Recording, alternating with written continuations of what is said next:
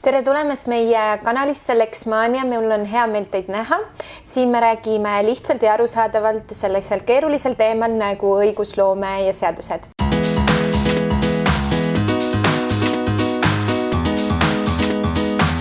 Ja tänane meie teema, kuidas planeerida finantse kriisi ajal, kuidas tagada rahalist stabiilsust. Meil on täna külas ekspert ja investorite klubi kaasasutaja Katariina Holm. Tere! Tere! Katariina, mul on hea meel sind näha.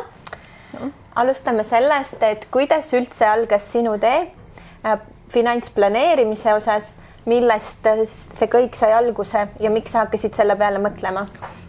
Kui me võtame fakti ette, siis sisuliselt minu teekond on sama pikk nagu Äripäeva investori Toomasel, ehk siis me alustasime samal aastal. Teine asja, et investori Toomasel oli alustamiseks 100 000 eurot, mul oli ainult 10 krooni ja sellepärast need tulemused on natukene erinevad. See oli mu ülikooli esimene aasta ja siis ma töötasin kassapidajana, nii nagu ma terve ülikooli ajal tegingi. Ja siis ma mõtlesin, et kuidas saaks olukorda natukene parandada, sest teatavasti palk ei ole teab mis suur ja lubada endale palju ei saa. Ja siis üks küsimusega ma läksingi raamatukokku ja seal ma sain kätte ühe Ameerika raamatu, mis oli tudengitele mõeldud ja üks pealkiri sellest oligi, et finantsplaneerimine, investeerimine ja põhiline mõttetera oli selline, et vahet ei ole, kui sul summa on, alusta, sest aeg on investori parim sõber. Ja siis ma tulen tagasi koju ühikusse ja tegin siis oma eelarve valmis ja siis sain teada, et mul kuu lõpuks jääb vabaks umbes 10 krooni, ehk siis hamburgeri võrra raha vabaks. Ja nii see tekond algaski, et tol ajal börsireeglid olid natukene teistsugused ja mul läks umbes 1,5 aastat ennem, kui ma ajasin summa kokku, mis võimaldaks mulle esimese börsitehingu teostada. Ehk siis tegelikult investeering hakkas ühest purksist. Ja täpselt nii. Okei. Ehk siis siit ka esimene iva, et vahet ei ole, kui väike sinu eelarve on. Pane kõrvale nii palju, kui saad.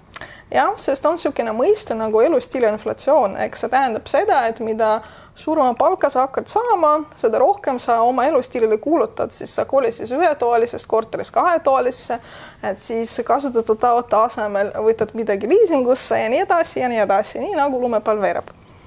Okei, aga kokkuvõttes on ikka sama, et sul ei ole raha. Täpselt nii. Ma arvan, et see oli praegu väga paljudele peredele ja inimestele tuttav, et just kui saad rohkem, aga oled täpselt samamoodi iga kuu lõpus miinuses. Krediitkaart on juba miinuses ja mõtled, et kuhu kohta see raha läks. Aga alustame siis sellest, et vahest öeldakse, et raha planeerimine on kunst, mis võimaldab juhtida rahasid. Kas sa nõustud sellega, et see on kunst ja kas seda peab ja saab õppida? Kunst on enese ületamine, eks see momenti saamine, eks alustamine on kõige raskem hetk. Kui see on läbitud, siis on juba kergem. Siis ei ole enam midagi keerulist, see ei ole raketiteadus, eelarve koostamine, finantsplaani koostamine, igaüks saab hakkama. Aga jah, see esimene samm on kõige raskem. Ja ütle palun, et miks üldse tasub planeerida oma finantse, miks on see vajalik? Rahulu pärast. Et kui sa tead, mida, millal ja kui palju sa saad endale lubada, siis sinu kindlustunne on kordadest suurem kui muidu. Ja siis sa magad paremini, siis on stressitase tunduvalt väiksem. Aga kui me räägime sellest, et sa tahad alustada planeerimist, kuidas seda õigesti teha? Kas selleks tuleb kasutada mingisugust spetsiaalset äppi, mingit programmi või kasuta paberpliiatsi meetodid, selline vanakooli meetod, et kuidas seda õigesti teha? Mina isiklikult olen paadunud Exceli fänn, et mina need äppe ei kasuta, mulle see ei sobi. Mulle sobiks ka näiteks paberkandjal planeerimine, aga iseenesest ei ole vahet. Kasuta seda vahendit, mis sulle kõige paremini sobib. Peaasi, et see oleks sul regulaarne, et oleks süsteem paigas. Okei. Mina tean näiteks seda, et isegi pangad, internetipangad praegu pakuvad sellist võimalust, et sul on kajastatud seal kõik sinu väljaminekud, sissetulekud, sa saad neid niimoodi rühmitada, et sul pärast tekib selline pirukas ette, kus on kõik need jaotatud ja sa näed, et see kuu mul läks 70% toidu peale, et kuidas nii palju. Sa saad ka planeeringuid teha järgmiseks kuuks ja panna mingisugused piirmäärad, et kui sa ületad seda piiri, siis ta viskab sulle mingisuguse meeldetuletuse, et sa lähed sellest piirist üle, et isegi pangad suunavad meid sinna poole teele, et ole hea, mõtle oma sissetulekute peale. No, muidugi, see kasu on vastastikune, sest pangale on sel juhul sind kliendina ka tunduvalt lihtsam analüüsida, sest ta teab paremini, millised toodet ta saab sulle pakkuda, arvestades sellega, millised on sinu tarbimisharjumused. Ja jah, ta võib sind suunata, kui ta arvab, et sa saaksid paremini selle rahasummaga hakkama saada. Okei, aga räägime sellest, minu meelest üleüldse finantsplaneerimise küsimus muutub teravaks just nimelt kriisi ajal, sellepärast, et inimestel tegelikult pole säästusid ja nad ei ole tegelenud oma finantsplaneerimisega ka enne kriisi.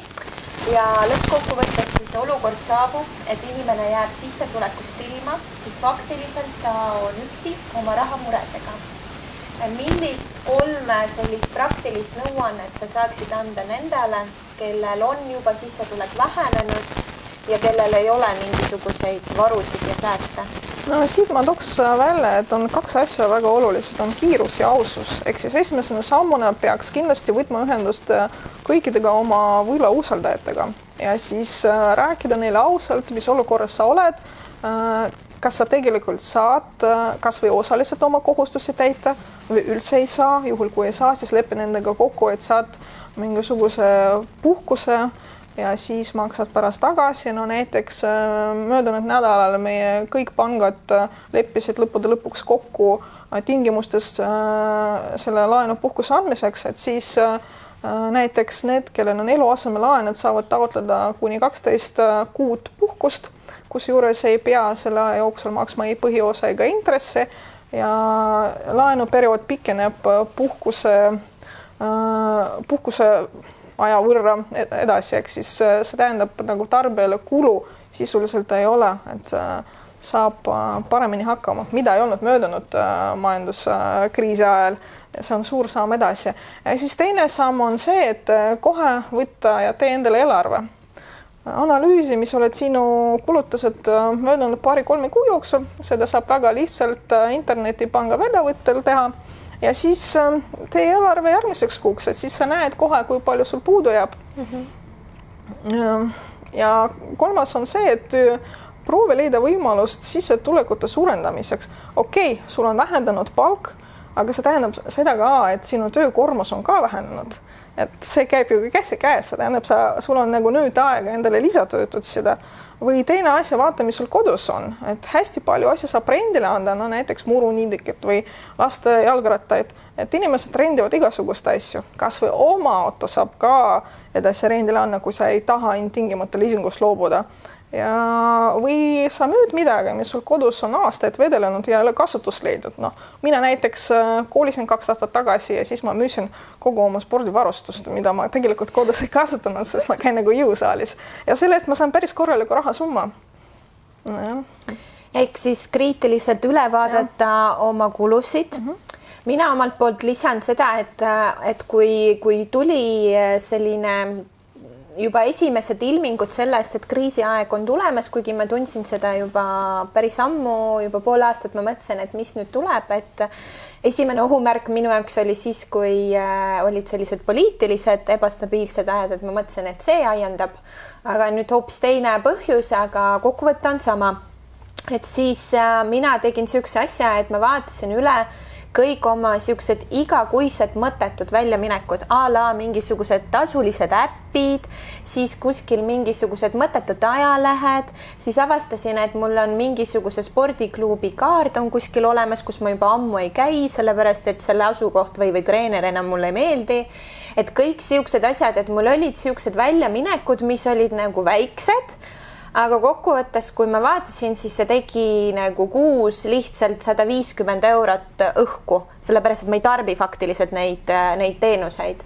Et siit ka, nagu sa tõid välja, et kriitiliselt üle vaadata oma kulusid, mõelda läbi võimalusi, kuidas saaks juurde teenida ja mis puudutab suhtlust kreditooridega või võlausaldajatega, siis minupoolne selline õiguslik soovitus, et isegi kui teie võlausaldaja ei ole pank või laenuühistu krediidiandjas, siis kui see on eraisik või äriühing, siis tasuks kõik oma kokkulepped fikseerida ja et jääks märk maha, sest et tihti juhtub selline olukord, et kui sa laenad sõbra käes, siis sa arvad, et saab kuidagi leebemalt. Võtsid näiteks 10 000 eurot pooleks aastat, pead tagastama 1. juuniks, kaotad tööd, saad aru, et faktiliselt ei ole võimalik tagastada, võtad ühendust oma sõbraga, tema ütleb, et okei, ole hea, siis maksa 1. septembriks, pärast tal endal mingisugused asjaolud muutuvad, tema jaoks see summa muutub kriitiliseks ja ta helistab sulle ja ütleb, et 1. septembriks enam ei sobi, et ole hea järgmiseks päevaks. Et selleks, et sellised olukorrad ei juhtuks, tuleks lepingute juurde sõlmida täiendavad kokkulepid, lepingulisad, kus on fikseeritud siis kõik täiendavad tingimused, see on hästi oluline. Okei, aga kui me räägime sellest, et inimesel on mingisugused säästud, ta ei ole veel töökohta kaotanud, aga saab aru, et olukord on natuke kriitiline ja tal on valida, et kas ta nüüd maksab kõik oma nii-öelda võlakohustused, laenukohustused, mingisugused krediidid ära või ta hakkab moodustama endale mingisugust finants nii-öelda turvapatja, mis on täiesti puutumatu summa, mis kindlustab tema elu vajaduse korral. Mida sina soovitad? Kindlasti meelerahufond, et see oleks prioriteet number 1, sest ütleme niimoodi, kui võlausaldajaga saab läbirääkimisi pidada ja saab mingisuguse maksupuhkuse või sa saad ka kohustuses loobuda juhul, kui me räägime autoliisingust näiteks, siis pank ei saa sind kuidagi aidata, kui sul on vaja nagu toitu eest maksta ja siis kommunaalarved korterit maksta, need kindlasti meelerahufond on kõige olulisem.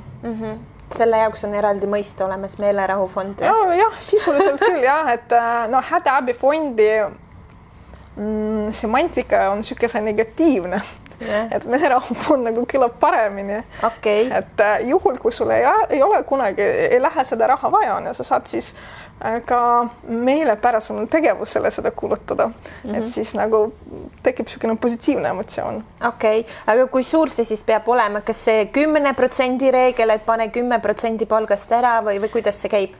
Siin on nagu 2 asja, kui me räägime üldse nagu meelerahufondi suurusest või see, kuidas meelerahufondini jõuda. Jah, muidugi on see kullastandard see, et soovitakse panna kõrvale vähemalt 10% palgast. Kui sul ei ole võimalik 10% panna, alustaks või 1%, peaasi, et sa alustad.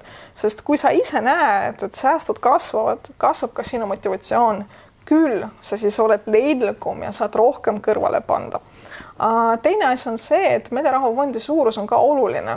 Et samamoodi ruusika reegel on, et 6 kuud peaks olema vähemalt sul kulud kaetud. Ideaalis 12. Ja niimoodi, et sul on arvestusega tehtud niimoodi, et sul on 0 sissetuleku suurus. Okei, meie tingimustes sa võid ennast juba enam-vähem normaalselt tunda, kui see on 3 kuu varu säästu nagu olemas, sest isegi kui sa kaotad tööd, ilmselt sa saad tööturaha ja nii edasi, aga läheb ju aega ennem, kui sa hakkad seda toetust saama ja nii edasi, et need esimesed kuud, mis on kõige raskemad, see 3 kuu puhver aitab sind nagu üle elada. Okei, ja kui me räägime nagu rahalisest stabiilsusest, siis mis on kõige olulisem, kuidas seda saavutada, kuidas seda kindlustada? No see peaks olema süsteemne tegevus, ehk siis regulaarne, mitte niimoodi, et kui ma täna palka saan, kulutan kõiki ära, et võib-olla järgmisel kuul siis panen kõrvale 20%, no ei pane. kui sa väiksemaga protsendiga hakkama ei saa, siis järgmisel kuul sa kohe duubeldatud protsendiga kohe kindlasti hakkama ei saa. Et peaks olema regulaarne asja. Saad palka, pane kohe kõrvale. Või muu sissetuleku saad, pane kohe kõrvale. See on see esimene samm, jah. Aga mida veel? Okei, panen kõrvale, hakkan panema kindel summa, mingisugune distsipliin on olemas, aga mida veel teha, et olla nagu kaitstud järgmine kord, kui saabub selline olukord, et jääd töökohast ilma? No siis me vaatame, et kui sul on meelerahufondi suurus juba 6 kuud täis, võib vaadata kõrvale. Tegelikult, kui sa oled väga kirglik ja tahad varem alustada, siis sa võid juba mõne summaga investeerimist alustada või muu projekti alustada, kui sul on juba 3 kuu säästud olemas. Aga sel juhul sa paned edasi ja ei alusta niimoodi, et nüüd sul 10% läheb säästudesse, 90% läheb investeerimisportfellisse. Ei, ikka kõige peal nagu meelerahufond on see prioriteet number 1 ja natukene osa, mis saaks investeerimisportfellisse panna. Ja pärast, kui on sul meelerahufond täis, saab täielikult pühendada investeerimisportfellile.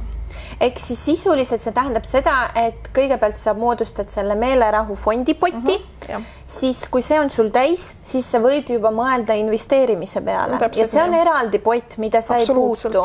Ehk siis sa ei võta ühest potist, ei pane teise. Need on eraldi potid ja need ei sega oma vahel kokku. Need ei tohi oma vahel segamini ajada. Ma tean, et inimesed hästi palju üritavad leida paremat tootlust ja küsivad mu käes, kas ma saan nüüd seda oma meelerahufondi siia paigutada või siia. Aga mõtle selle peale, et investeerimine ei ole riskivaba tegevus. Alati on riskid olemas. Ja meelerahufond peakski olema niisugune riskivaba instrument. Eks see raha sul peab kohe olema kättesaadav, kui sul seda vaja läheb. Seega see ei ole investeerimiseks mõeldud raha. Kõik punkt. Okei. Aga kui me räägime sellest, et inimesel on olemas see meelerahufond ja tema tahab alustada investeerimist, siis millised on kõige esimesed, kõige lihtsamad sammud, millest alustada? Ja kõigepealt info hankimisega, sest inimene peaks idee poolest üldse nagu aru saama, et investeerimine on alati riskiga seotud. Okei, meil Eestis ei olnud suuremaid majandusskandaale olnud nagu USA-s, et mingi pank läheb põhja või mingi suur firma läheb põhja. Seega meil inimesed on üleoptimistlikud. Aga ei tohi olla. Okei, meil Eestis ei olnud need juhtumid olnud, aga maailmas on. Ja siis ära arva, et vahet ei ole, missuguse instrumendi sa valid, sa kohe saad kasumeid. No see ei ole võimalik. Ehk siis kõigepealt panusta enda haridusse, ütleme niimoodi, tõsta enda teadvustaset ja siis sa saad analüüsida, et tegelikult kas mõned instrumendid, mõned varaklassid on sulle südamelähedasemad. No, eestlased on suured kinnisvarafännid. Nojah, aga jälle kõikidele see ei sobi, sest kinnisvara ikkagi eeldab suurema rahasumma olemasolu. Siis võib-olla tasub vaadata näiteks Balti börsi poole, sest nüüd on seal tehingutasud nullid, et saad tasuta osta, saad tasuta müüa, mis säästab algajale investorilt tohutult summa nagu tootluse pealt. Et ja mõtle ka selle pärast, et see on sinu kodumaa, oma kodumaa majanduse käekäigus oled alati paremini kursis kui välismaa omaga. Et lihtsalt siis nagu suhtled teiste inimestega, kes on sama teekonda juba läbinud. Nad kindlasti ei tohi sulle nõu anda, aga nad võivad sulle mingi hea mõtet rääkida, mille peale sa ise ei ole võib-olla mõelnud, aga nüüd saad mõelda. Aga jah, et kõik investeerimisotsused langetad ise ja iseseisvalt. Kõik. Ja selle jaoks võib-olla on hea ka teie klubi, jah? Jah, me arutame seal asju, nõuanded me seal ei jaga, aga asju me arutame jah, et igalt pool, nii negatiivselt küll ka positiivselt küll, alati on nii negatiivne kui ka positiivne pool. Ehk siis see on selline kaasmõtlejate seltskond? Jah, absoluutselt. Olgu, aga ma arvan, et me vastasime põhilistele küsimustele, oli väga huvitav, kui teil on täiendavad küsimused jäänud, siis jätke neid kommentaaridesse ja jagage meie videod. Näeme teiega peatselt. Aitäh!